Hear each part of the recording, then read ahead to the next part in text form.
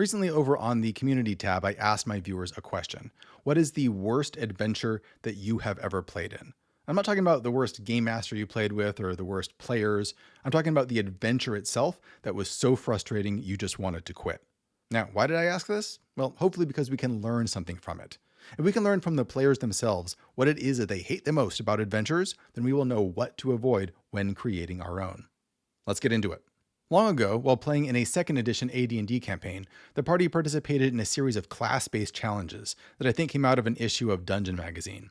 The Cleric's Challenge, my character, was to arrange a series of tile pieces so that the colored segments on the tiles formed a word. The solution was a completely made-up word, Zimnos, if I remember correctly. I get that the game took place in a fantasy world, but as a player, how was I to recognize that particular gibberish word as opposed to any of the other gibberish words that I could have formed with those geometric shapes? So this is a classic example of game masters or adventure designers creating a puzzle that can only be solved one way.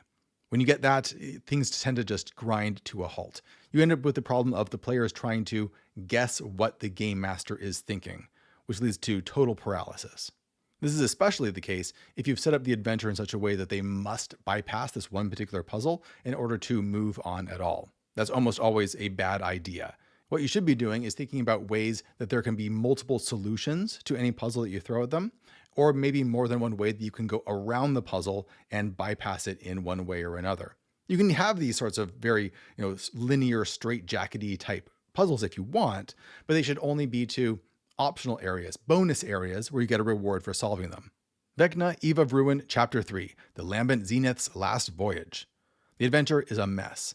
The players go to a crashed spell jammer, that's what it says, and needs to find 2 runes to disable a magical safe where there is a MacGuffin. The problem starts by the fact that the NPCs integral to the plot are not included in their own section, but rather in the part of the ship where they appear. There's a lot of reading and flipping between locations because the NPCs have so many relationships and minor stuff going on that it's easier for you to just draw a flowchart. Then you finally get the keys and go to the safe, only to find out that the MacGuffin is not there and that the monster was shoehorned into the chapter for the sake of a fight against a big bad evil guy. This is a single chapter in a super convoluted adventure. So it sounds like a big part of the problem here is just layout. A good adventure is designed in such a way that the game master can quickly find the information that they need. They shouldn't be flipping back and forth. They shouldn't be digging through paragraphs, trying to figure out what's secret, what's not secret. It should all be as clear as possible. It's especially grave when the designer has created it in such a way that a flowchart or a player aid needs to be created by the game master in order to make it runnable. When your game masters or your players are creating these aids for you, you know you have really messed up. Waterdeep Dragon Heist requires a full rework of the campaign if you want the players to have any agency in the story. I picked it because it has some really cool ideas, but the writing is horrendous.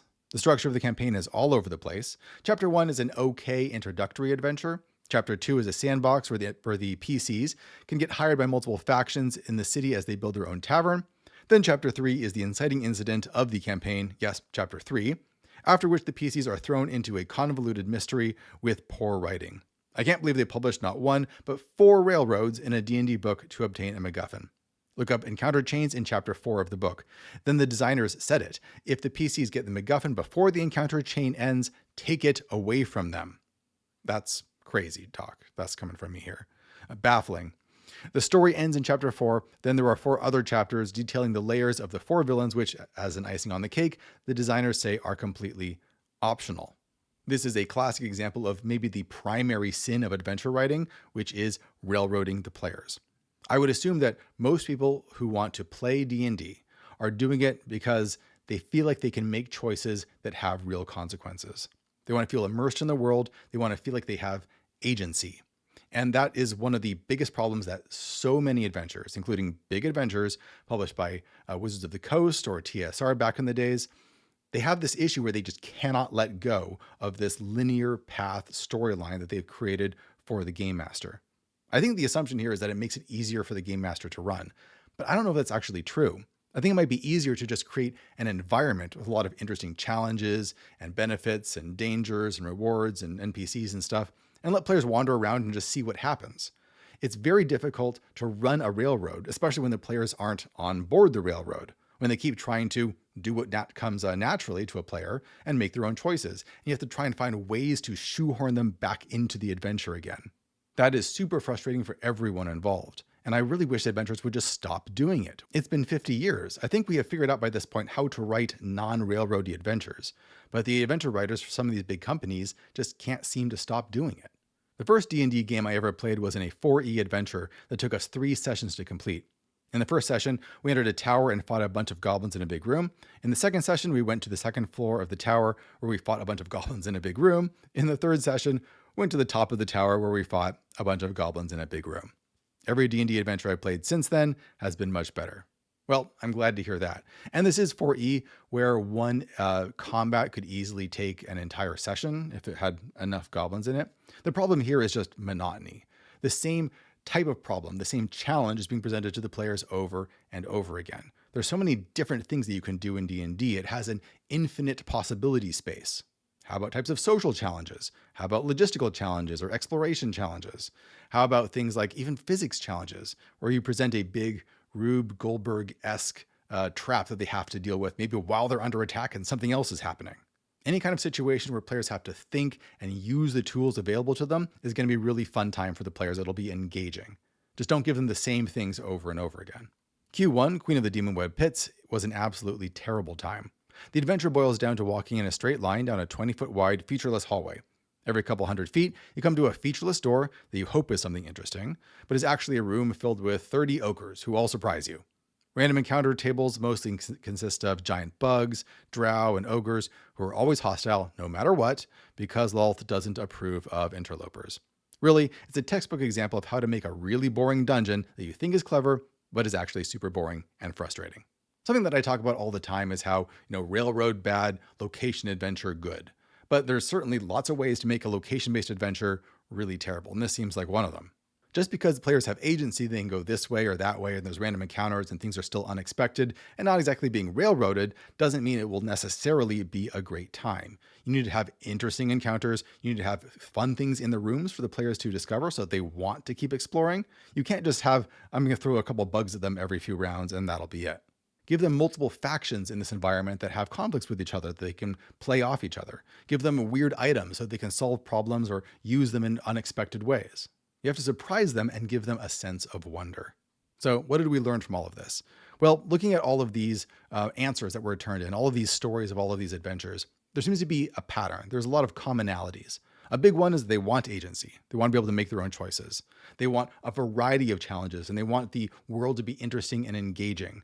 And of course, they want the book to actually be easy to use.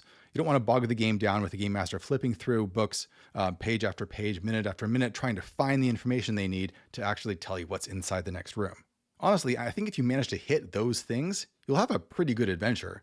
Better at least than a lot of published stuff out there. Now, if you agree with all of that and you're thinking to yourself, I'd like to try my own hand at creating an adventure, boy, do I have good news for you, because we are launching the Knave 2nd Edition Adventure Game Jam today. How does the Game Jam work? Well, I'll put a link down in the description below where you can read about it. But in short, you create your own adventure, a short one, doesn't have to be very long. You put it on itch.io and you submit it to this Game Jam along with anyone else who wants to do it. At the end of a month or so, there'll be a period where everyone can rate each other's adventures and try and find the ones that everyone thinks are the best. You can rate your own, of course, but you'll have to rate a bunch of other people's first. And after that point, I will look through all of the highest rated adventures and I will pick the 3 that I think are the very best, in my personal opinion. And I will make a video covering them and pointing people to where they can get them. The winners will also receive some fabulous prizes, like a premium edition of Knave 2nd Edition and a bunch of other OSR books that I am happy to give away. Now, if you're thinking, I don't have any good ideas for creating an adventure, I don't know where to start. Well, I have a solution for that too. I created a random generator that creates prompts that you can use to help build your own adventure. And this random generator is created out of all of the random tables from Knave 2nd Edition. I'll put a link to where you can use that as well. You can click it as many times as you want, get as many ideas as you want, and try and find something that really inspires you. There are way too many bad adventures out there. Let's see if we can do something about it. Thanks for watching, everybody. I'll see you next time.